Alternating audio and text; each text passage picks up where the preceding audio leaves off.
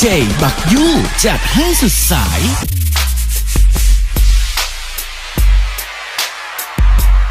Chỉ lo hai tia có yo bỏ lại, chỉ lo hai tia cũ yo lại. Lo bé lo lại ok, yeah. Lo hai tia cái mà lên mấy chỉ yo, lên từ lần trong từ có để cho nên bé, cậu cứ xa để sẽ nhớ lên có liên nó đầu tia cái yo, tụi mình sẽ cho. Lo hai tia cái mà chúng mua đan Hãy subscribe cho kênh Ghiền Mì Gõ để không bỏ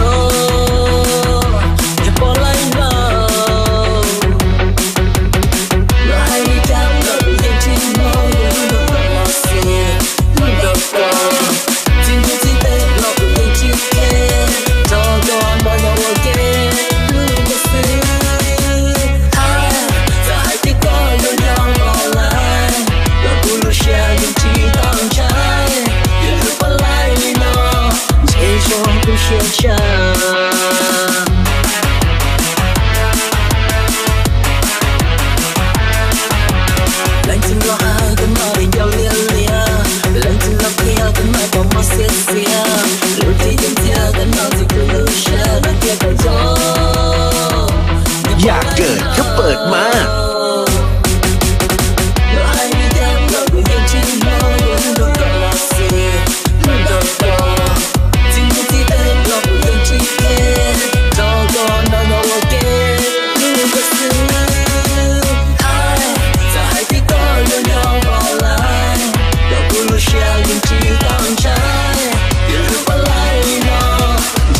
Welcome to DJ บักยู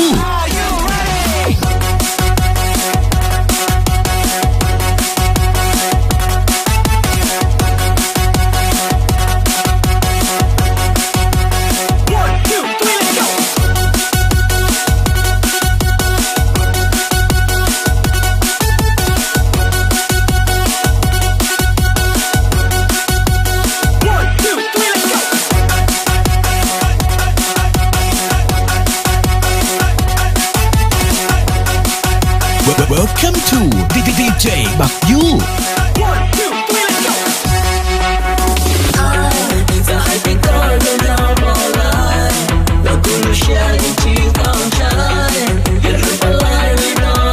อยากเกิดก็เปิดมา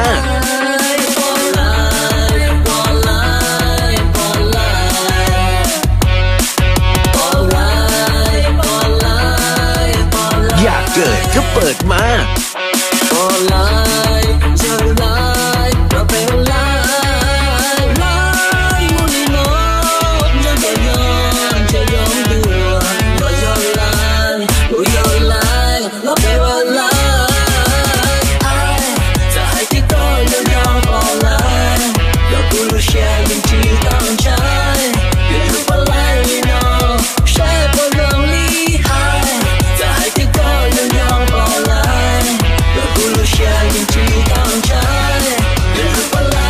Welcome to DJ บักยู